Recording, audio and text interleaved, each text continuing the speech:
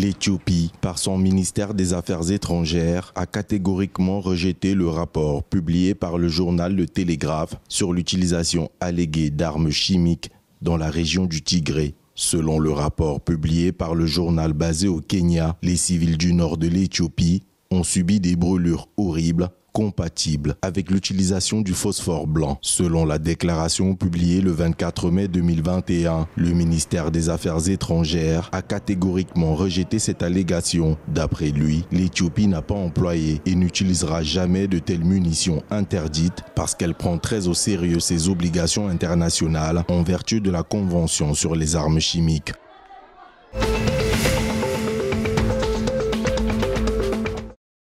Le prix africain de développement PADEV 2021 se tiendra du 24 au 27 septembre 2021 à Kigali au Rwanda. Le PADEV est un prix africain du mérite et de l'excellence décerné chaque année à des personnes physiques et morales dont les œuvres, dans les secteurs d'activité respectifs, par leur qualité et leur impact, constituent des modèles de contribution au développement de leur pays et partant de l'Afrique. L'objectif du PADEV est d'instaurer une culture du travail, du mérite et de l'excellence comme une des valeurs cardinales et structurantes de la société africaine. Il s'agit aussi de susciter la prise de conscience autour de la responsabilité de chaque Africain comme acteur du processus de développement de son pays et non plus comme un spectateur passif des politiques gouvernementales en la matière.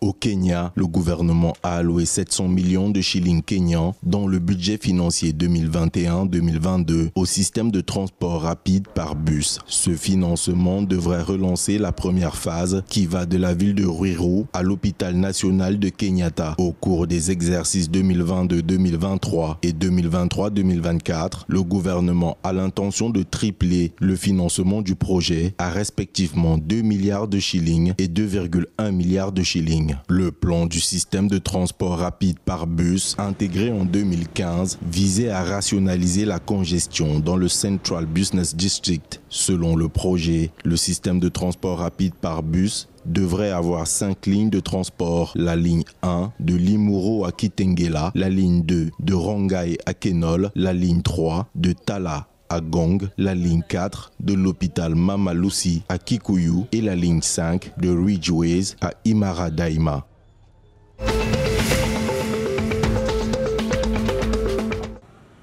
En Ouganda, la première dame et ministre de l'Éducation et des Sports, Janet Museveni, a remercié la Chambre de commerce et d'industrie de Sharjah des Émirats arabes unis pour le don du Busoga International Polytechnique qui est en cours de construction à Bugembe dans le district de Jinja. L'école polytechnique est en cours de construction sur 20 hectares. Il comportera des ateliers de fabrication de soudure, d'électricité, de plomberie, de menuiserie et de vocation textile. Le président de la Chambre de commerce et d'industrie de Sharjah a déclaré qu'avec 97% des travaux achevés, le Busoga International Polytechnique sera prêt d'ici juin 2021 et devrait être pleinement opérationnel d'ici le début du prochain calendrier scolaire.